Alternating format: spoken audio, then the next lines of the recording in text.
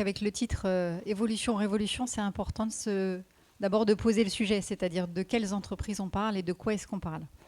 Alors peut-être en premier lieu, les coopératives, elles ne sont pas nées d'une théorie ou d'un cerveau, d'un savant. Elles sont nées de la vie pratique et des besoins effectifs d'agriculteurs.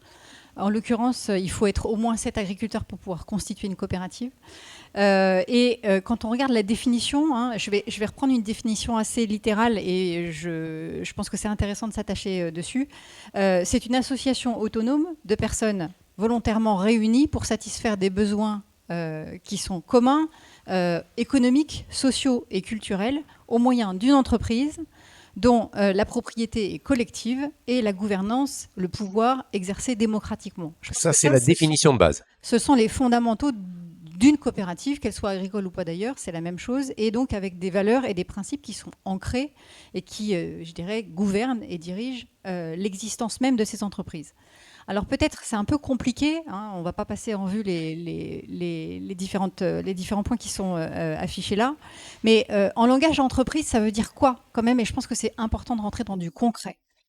La différence par rapport à d'autres entreprises, sociétés de droit commercial, c'est leur objet, leur finalité.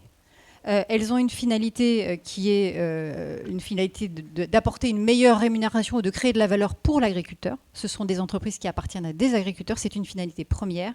Et donc elles ont une lucrativité limitée du capital. C'est quand même un point qui est important. C'est une vraie différenciation par rapport aux autres entreprises. Il y a un deuxième point qui me paraît important à souligner, c'est qu'elles agissent sur un territoire. Elles ont dans leur statut un territoire et elles ont dans leur statut des filières qui leur donnent le droit d'exercer, je dirais, leur activité sur ce territoire et dans ces filières-là. C'est aussi quelque chose d'assez limitant, entre guillemets, mais qui fait un ancrage territorial qui est extrêmement fort. Ça, c'est le premier point, la première particularité. Leur deuxième particularité, c'est le lien avec les adhérents. Et ça, je pense que c'est un vrai point sur lequel il faut insister un petit peu. Ça leur donne une responsabilité économique.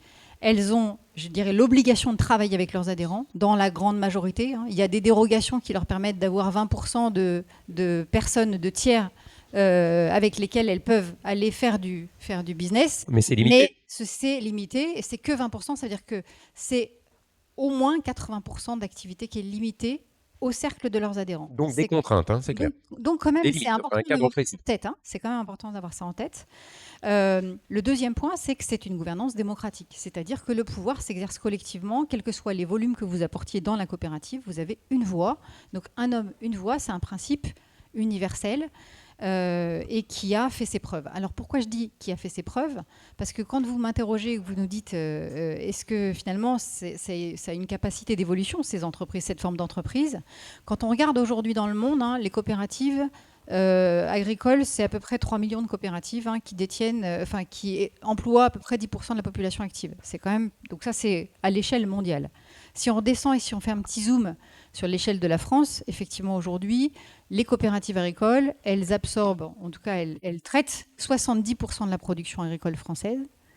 Si on regarde en moyenne, alors ça dépend des filières, on va dire, mais en moyenne c'est 70% de la production agricole française. Et elles fabriquent, elles fournissent 40% des marques que vous trouvez dans les linéaires des magasins. C'est quand même pas neutre. Ça veut dire quoi? C'est-à-dire que si on regarde un petit peu C'est énorme en fait. tous les changements qu'il y a pu y avoir depuis la mise en place du statut coopératif qui date d'après-guerre, en fait, depuis 50 ans, quelle est la part de marché des coopératives aujourd'hui? Elle est extrêmement importante. Donc c'est plutôt, je dirais, un gage d'abord fierté, parce que c'est quand même intéressant de voir que ces entreprises qui appartiennent à des agriculteurs ont cette réussite-là, et aujourd'hui sont, je dirais, en tête de proue du bateau agroalimentaire français. Et de la souveraineté alimentaire, on peut dire. Agricole et alimentaire. Et de la souveraineté agricole et alimentaire. Donc ça, c'est un point, je pense, qui est important d'avoir en tête. Ensuite, par rapport aux enjeux qui sont ceux que les coopératives agricoles doivent traverser et qui sont face à nous, je pense qu'il y en a 3, précisément. C'est trois enjeux qui appartiennent au secteur alimentaire. Il y a d'abord un enjeu de consolidation que je lie aux critères performance. Pourquoi? Parce que On voit l'alimentation qui représentait 30% du budget des ménages en France il y a 40 ans. Ça a été divisé par 2. Aujourd'hui, c'est moins de 15%. Ça veut dire que la question de la performance, de l'accessibilité à l'alimentation, c'est un vrai sujet. Et la question de la consolidation, du coup, comment est-ce qu'on fait pour arriver à faire gagner des points de valeur, je dirais, aux consommateurs, c'est effectivement par cette logique de consolidation. Le deuxième sujet, c'est la diversification, la segmentation. On est dans des logiques aujourd'hui d'hypersegmentation. On voit l'alimentation fait même l'identité des individus aujourd'hui, les modes d'alimentation, les régimes alimentaires. Donc ça veut dire que le monde agricole et agroalimentaire doit faire face à ces exigences qui deviennent plurielles, multiples, extrêmement variées et identitaires. C'est un vrai challenge. C'est un challenge parce que les coopératives, pour pouvoir faire de la consolidation, ont été obligées de faire de la massification. C'est-à-dire qu'il va falloir sans doute travailler ou traiter ou être en capacité de traiter de la démassification. Et ça, c'est un vrai point pour moi, un enjeu qui n'est pas que coopératif d'ailleurs, mais qui s'applique et qui s'impose évidemment en coopérative. Le troisième sujet, c'est le sujet de l'accélération. Et ça, je pense que ce troisième enjeu, il concerne 2 choses. Il concerne d'une part l'activité de service que les coopératives rendent. À l'heure de Amazon, Uber, Airbnb, qui est l'heure du tout de suite, j'ai tout de suite à disposition et maintenant, c'est impossible que les coopératives n'aient pas cette même exigence qui vienne de la part et de leurs adhérents et des consommateurs qu'elles servent.